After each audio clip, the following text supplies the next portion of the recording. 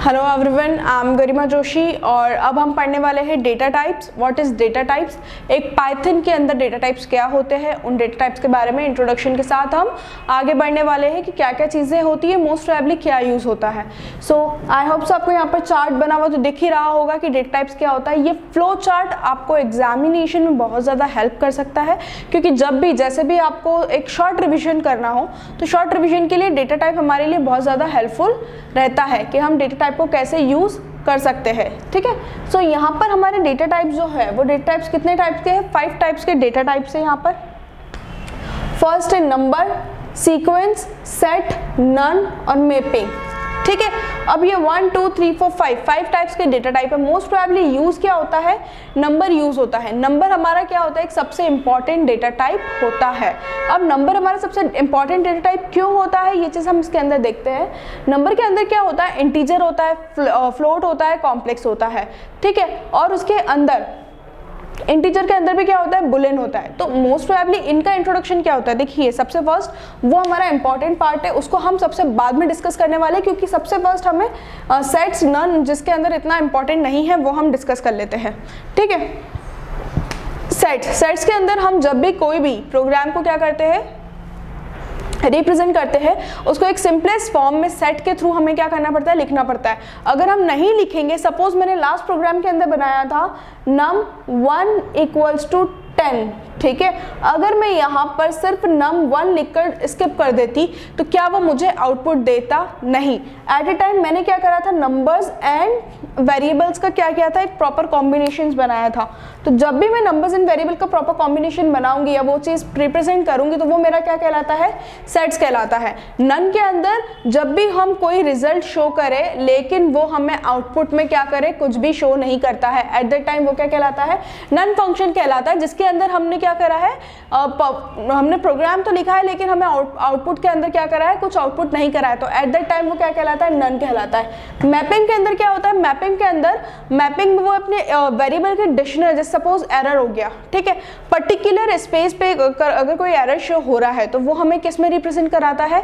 Mapping में represent कराता है, जिसके थ्रू वो हमें क्या करता है? डिक्शनराइज करवाता है। ठीक है, सो अब हम बारी है नंबर्स की और सीक्वेंस की। ये हमारे लिए क्या है? इंपॉर्टेंट है। आई होप सो आपने नोट कर लिया होगा। मैं इसे इरेज कर रही हूँ यहाँ से, क्योंकि मुझे उनको अच्छे तरीके से बताना है। ठीक है, सो अब मैं बात कर रही हूँ नंबर्स की।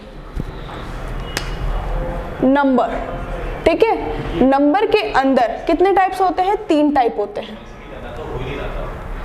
3 टाइप। ठीक है, कौन सा होता है? इंटीजर, फ्लोट और कॉम्प्लेक्स। अब सबसे एक क्वेश्चन अराइज होता है कि ma'am integer, float and complex, इसमें क्या डिफरेंस होता है? इंटीजर इन द सेंस कोई भी नंबर, सपोज 1 2 3 4 5, ये हमारे क्या हो गए?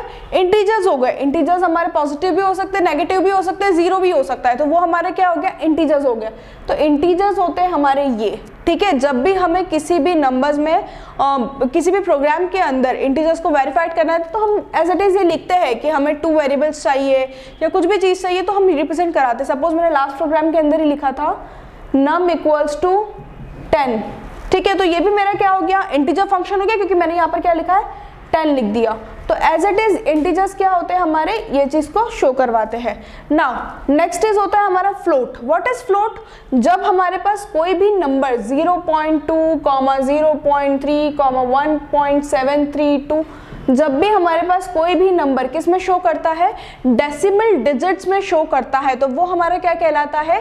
फ्लोट कहलाता है। जिसके अंदर हम, अगर हमारा कोई आउटपुट है, सपोज हमने कोई प्रोग्राम बनाया जिसके अंदर मैंने दिया है कि write a program to number of divisibility. ठीक है, जैसे ही मैंने डिविजिबिलिटी का प्रोग्राम शो किया, एट द टाइम वो मुझे क्या करेगा?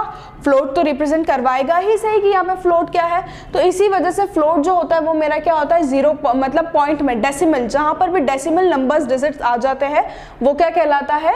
फ्लोट वैल्यू कहलाता है। उसके बाद बात करते हैं हम कॉम्प्लेक्स डिजिट की। What is complex digit? Complex का मतलब होता है कि 2 + 3i, 4 + 6j, 6i ले लेते हैं, ठीक है।